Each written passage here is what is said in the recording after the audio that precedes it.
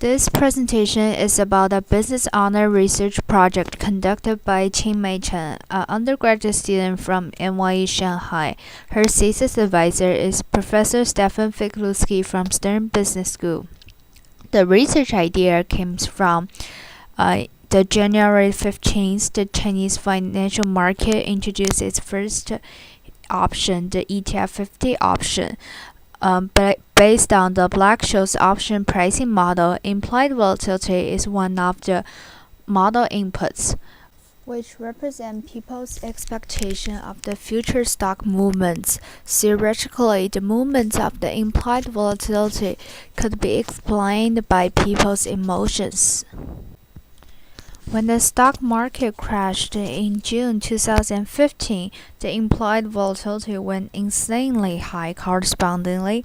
At that time, one of the most popular social network, Weibo, also emerged with numerous comments from Chinese investing individuals who complained about the stock market emotionally. Influenced by the sentiment analysis theory from machine learning courses, I came up with this research topic trying to interpret the relationship between the implied and historical volatility through sentiment analysis on the Weibo posts. My research hypothesis is that the quantified sentiments from Weibo post has a positive correlation with the gap between the historical volatility and the implied volatility. I have three groups of data. The first two are the historical and the implied volatility of the ETF 50 index, and these are from the Wayne Terminal, which is a Chinese version Bloomberg financial terminal. And the second group of data is the Weibo post I crawled from a crawler. The first step of the research is to calculate the gap between the implied and historical volatility of ETF 50. I plotted their volatility gaps of both call and put options in their time series. We can see that the call and puts move relatively similar and they have almost the same trend. The second step of my research is trying to translate the Weibo feeds into English by Python programming. So basically, I called a Python package named the Salient, and the Salient is basically a web driver which can open the browser. Like here, I use the Peso, which is a faster browser than Chrome. So I opened the Google Translate website. I send all the Chinese contents I need to translate into the Google Translator, and then by click to translate, the Google Translator automatically give me the result of the translation, and then I just need to put all those translated Weibo text into a file to store it. The third step of my research is to analyze the translated Weibo post by mode tracking tools. Here I use the sentiment Vader from NLTK, natural language processing package developed by Stanford researchers.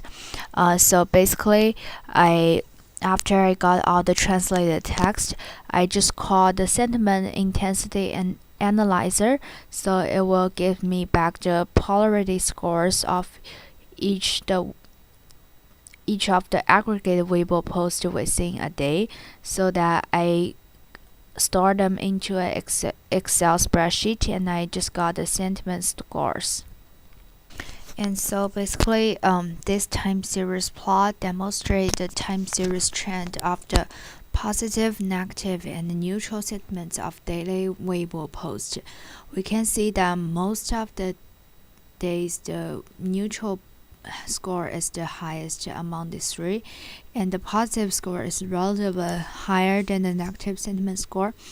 I think because of the sentiments does not have some financial terminology, so basically through all the days the sentiments remain the same.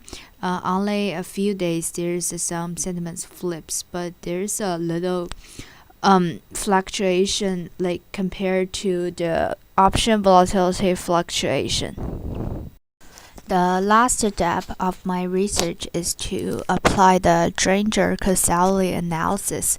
As here you can see the positive input has a p-value of 0.017, which is less than 0.05, which means the positive sentiment score is statistically significant in predicting the volatility gap, but still the R square is not high enough to conclude that this could be used as a prediction method.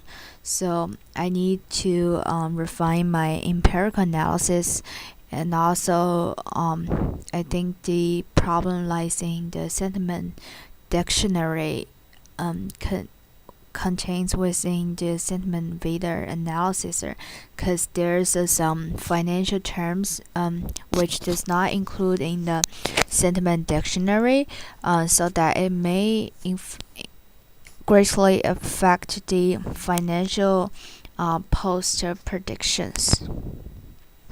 This is all the research result I have now. I will continue my research throughout the rest of the academic year. If you're interested, please subscribe me on my YouTube. Thank you for listening.